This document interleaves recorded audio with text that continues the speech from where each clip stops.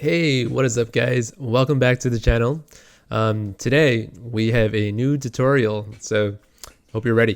Today we're going to talk about how to use NS layout constraints very easily without storyboards. And by that, I mean we're going to be able to build an application very similar to Facebook's newsfeed that you're seeing on the screen. And as you rotate the app, you notice that the layouts automatically expand and shrink to the screen's proportion, like so. And that is going to be our lesson for today. I hope you guys, the main point that I want to be able to teach you guys is NS layout constraints is actually really easy to work with. But there's a trick, and I'll show you guys in just a moment. Now, let's hop into Xcode and create our project from scratch, hitting Command-Shift-N, single view app. Let's just call this Facebook feed 2, whatever. Doesn't really matter what you call it. And I'm going to change it to 6S, hit run, just to make sure our application launches correctly. And it looks like it does. And okay. First thing I'm going to do is remove the storyboard because it's a lot easier to work without storyboards is what I find. And I'm going to run it again. We'll see a black screen. And so I'm going to use this controller here. UIController. And then I'm just going to remove that unnecessary method. And so without storyboards, we have to create our window like this. Screen, main screen, bounds.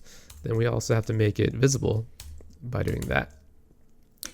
So there's another video I'm going to link down below to show you how all of this works in a slower tutorial. So make sure to take a look at that if you don't really follow what's going on. So I'm going to use root view controller is something. So that something is going to be a navigation controller. I like that. And I need a root view controller. And that controller is going to be, let's just call it feed controller, UICollectionView controller. And for that, I need a initializer of collection view layout. And for the layout, I'm going to use collection view flow layout like that. And so that's going to be our feed controller. And that's going to be our navigation controller. And run it. What do we see? We have a navigation controller bar at the top filled with the feed controller with a black collection view, because that's the default color for collection views.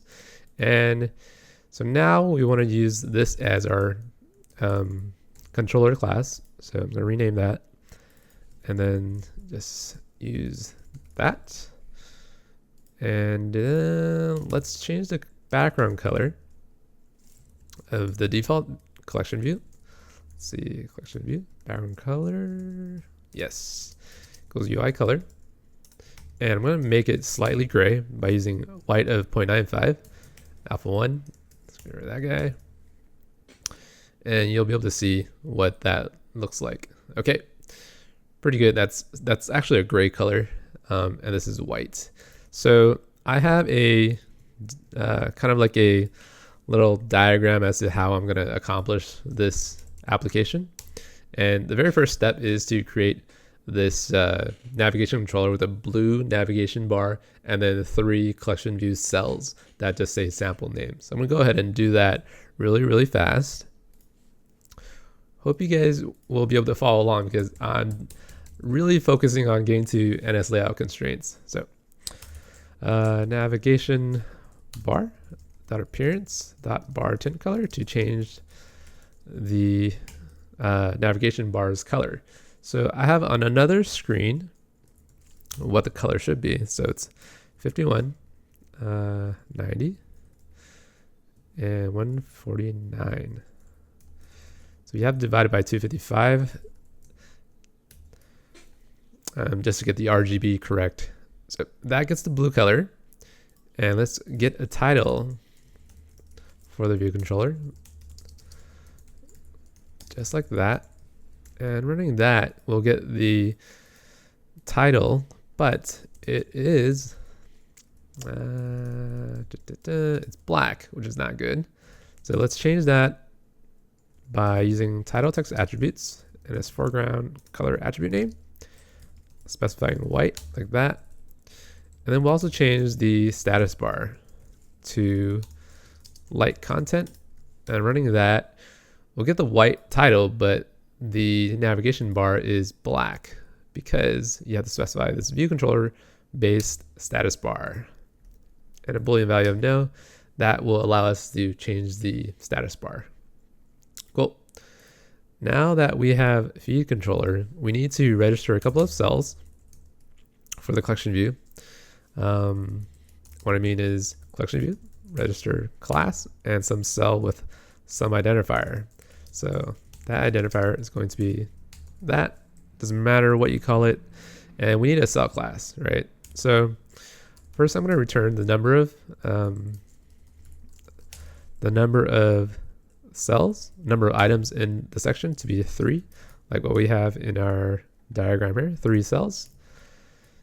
And I need to actually return the cell for each of those 3 items. And to do that, we just return a dequeued cell like that with our cell ID that we created just a minute ago, and index path will be that.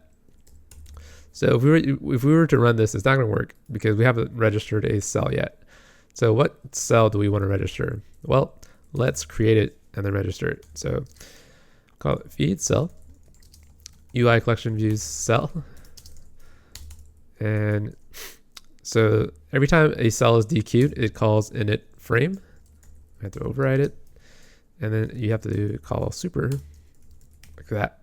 And then we'll call a method called setupViews that we create right below.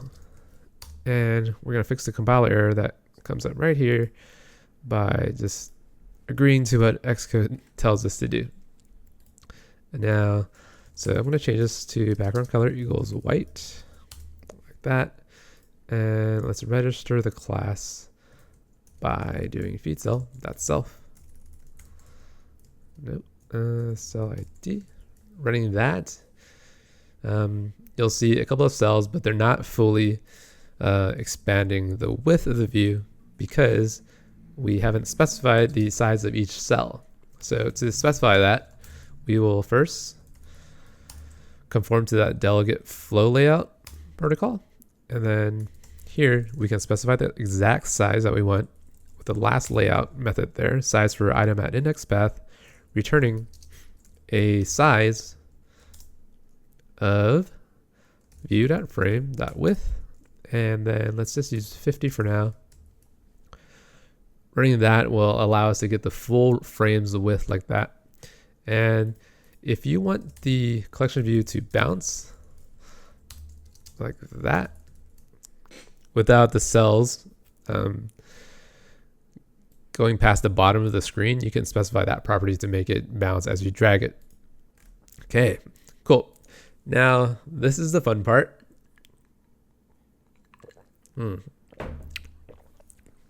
Oh, Starbucks double shot. This is going to be the fun part, right? So in order to get these name labels in here, I'm going to specify a name label like this. And I'm going to create it really fast. Hopefully you guys will be able to follow along. I don't want to spend too much time on this. Okay, so label.font equals UI font bold 14. And let's see. Now we add it to the subview hierarchy by adding a subview, and then we need to put it on the screen by using NSLayoutConstraints like this. So constraint that visual format. So horizontally, I'm going to span the left edge to the right edge like that. You can ignore what this means for now. And for the views dictionary, we're going to say, okay, vser that we just specified in the visual format is our name label. And This just means expand left to right the name label with these two pipes right here. Okay, pretty straightforward, hopefully. We also need to specify the vertical constraints now. And if we run that, it's not going to work because we haven't turned off the auto resizing constraints. And in order to use these custom constraints, this label needs to turn that property off. Oh. Okay. Now the next step. All right. Next step 2. We want to get the image view here and then this label to look like that. So to specify the image view, let's create it by calling it profile image view.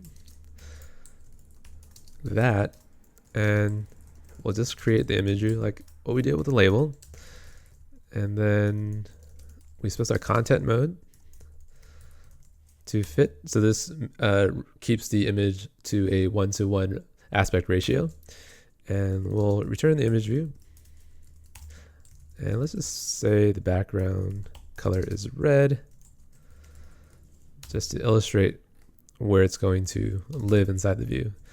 So that is going to be what? Profile image view.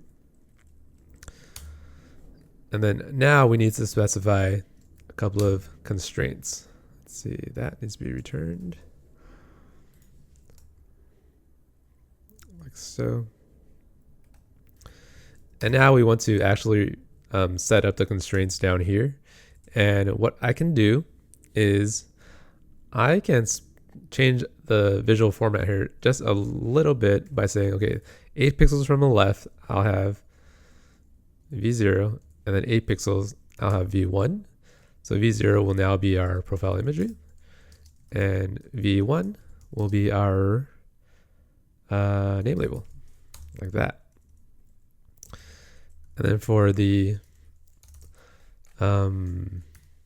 vertical constraints for the profile image view, we specify it to fully expand the vertical axis again. And upon running, we'll see that it's not showing up, right? And that is because this really, really annoying property that we always forget to set. It's quite a pain, and I'll show you in a moment exactly how to get rid of it. So you see how it's expanding kind of the entire width. The way to stop it from doing that is to say, okay, I want the width to be 44 and the height to be 44, like that. And if we remove the pipe, it just says, okay, don't expand to the bottom edge. And there we go. So let's get 8 pixels there. Let's give it a little bit of space.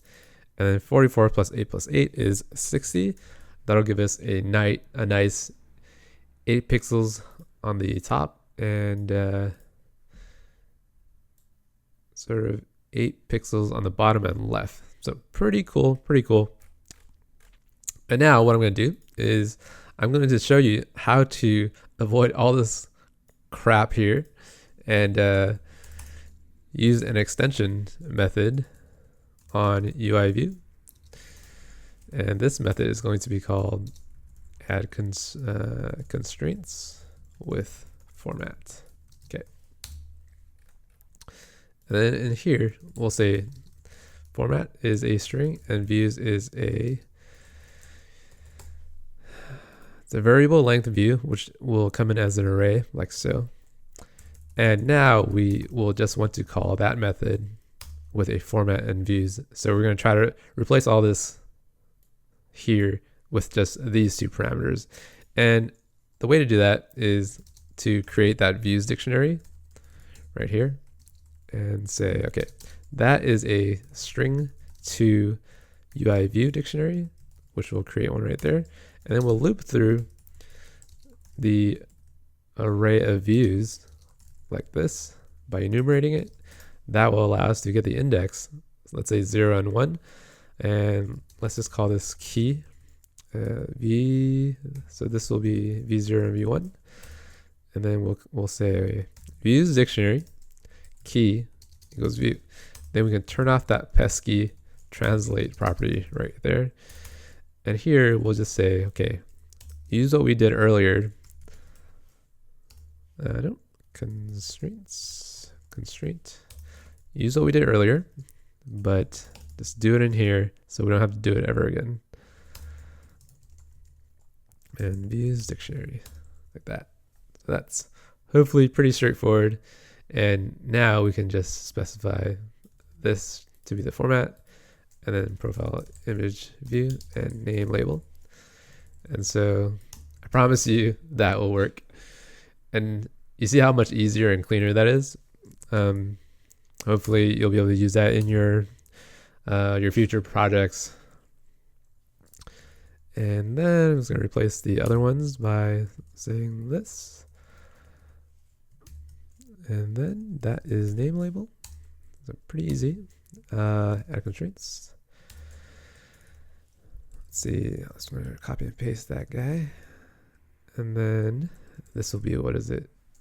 8 and 44. Removing the bottom edge pipe.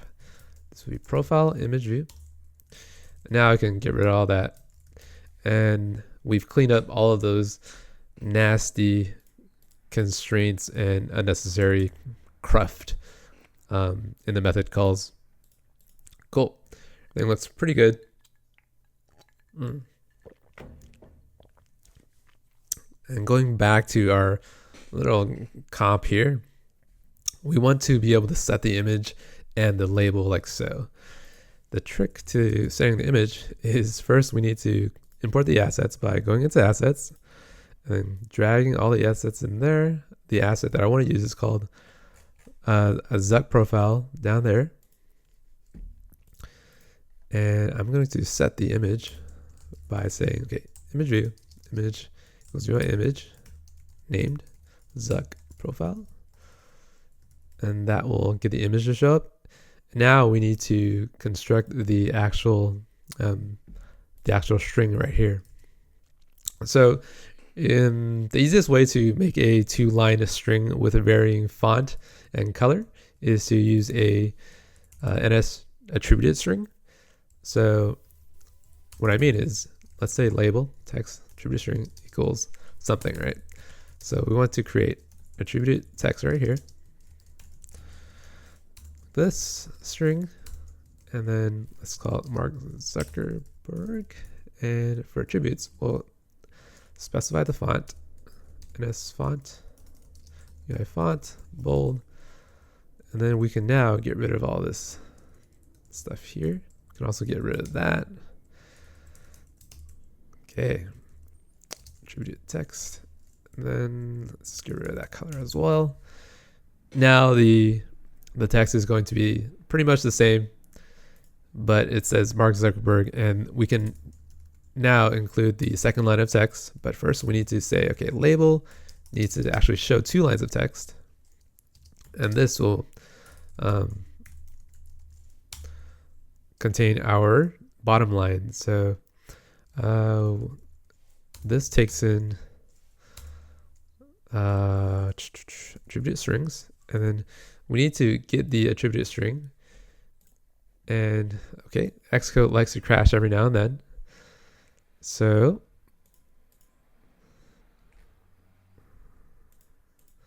what we're going to do is, okay, label that number of lines equals 2. And I'm going to go over here to my other screen and grab the actual string that contains the Unicode for the bullet. And what I mean is, I'm going to say, okay, label dot attributed text dot append NS attributed string, and this is going to contain those bullet Unicodes. And then this will NS font, yes, UI font, system font, I think it's 12. And then we also have to set the color by saying NS foreground color, and this will be color. Let's use red. Okay. So this is 155, 161, 171, Okay. And we need a new line. Okay. Running that. We get our 2-line text. So in order to increase the spacing, we will say, okay, I want to increase the line spacing of this paragraph style property. No. So this needs to be NS mutable paragraph style. And this needs to say line spacing equals 4. And then now, okay, just for, we have to say attributed text dot append, add attribute. So we'll say paragraph style name, and we'll use that paragraph style. And then here we want to include a range by saying, okay, use the entirety of the attributed text. That string characters dot count. That will give us the count of every little character in attributed text. So running that, we'll see that the space has increased from Mark to the December, the vertical spacing there. Okay, everything looks really, really good right now. Now we need to include this little globe here. And your first instinct might be, okay, let's add an image view onto that label and add it to the right or something similar. But let me just copy and paste some code here that will show you exactly how to do that without adding more complexity to your code. So if we use a attachment and then say, okay, globe small is the image on that attachment, we can also append that to that attributed text as an attachment, and specifying some bounds, we can alter the size of that image attachment really, really easily. So you see that little globe right there? That's how you include image views inside your text. Pretty nifty stuff. Hopefully you can use that in the future. And with that being said, we're going to move on to step 3, which is to include this line of text and this image view. So let us do that by first bumping up the vertical spacing for each cell by quite a bit. And you see this label right here, it is now centering itself because we've told it to expand itself vertically like that. So I'm just going to say, okay, let's not do that. And I'm going to say 8 right there. Running that, the name label should be 8 pixels from the top. And then it no longer stretches to the bottom. So this looks like it could be 12 instead. Cool. That looks pretty good. Now we want to include this meanwhile text right there. And I'm going to use a text view called status text view. You could probably use a label as well, but let's just be a little more creative and use a text view by doing so. And text equals meanwhile beast turned to the dark side. Yes. Okay, so we return the text view like that, and we also want to specify the font, like so. And now we do the same thing. Okay, doesn't like this colon. We just want to say equal. We say add subview, status text view. And then we need to specify the constraints again. So this horizontal constraint is pretty straightforward. We just say, okay, let's use 4 pixels from the left and v0, and say 4 pixels from the right edge. And this will be status text view. And then in order to put it below the, let's say below the image view, we'll say, let's put it 4 pixels below the image view and call that v1. And let's say, okay, 8 pixels from the bottom. Actually, let's just remove that for now.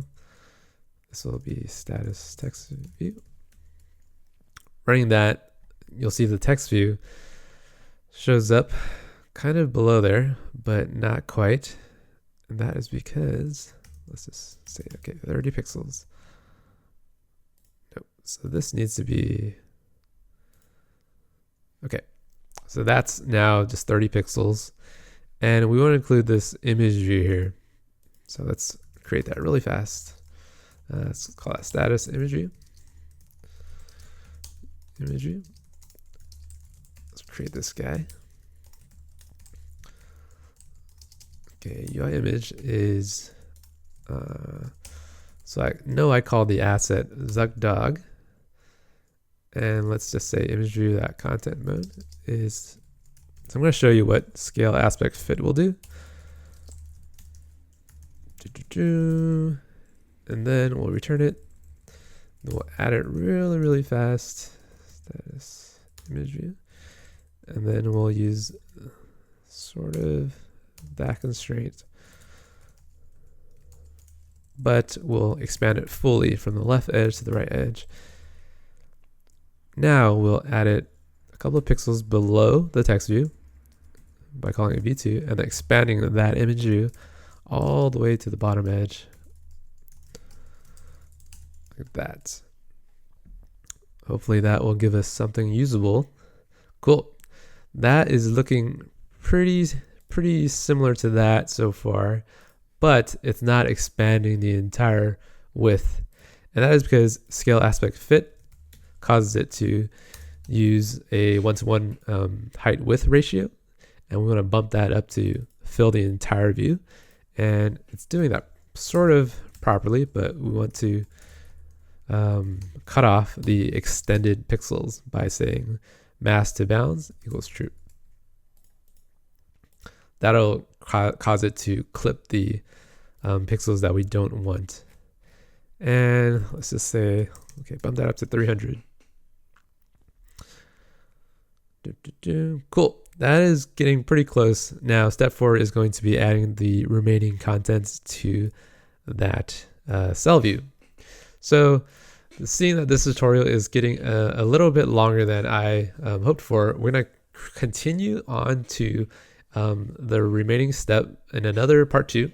And hopefully you liked learning about NSLayoutConstraints and seeing how easy it is to add views onto a cell like this without touching like storyboards and little funny toggles and controls that are inside of Interface Builder. So hopefully you liked it. Remember to like, comment, subscribe. It really helps out the channel and helps me get a better gauge as to who's watching the videos and things like that.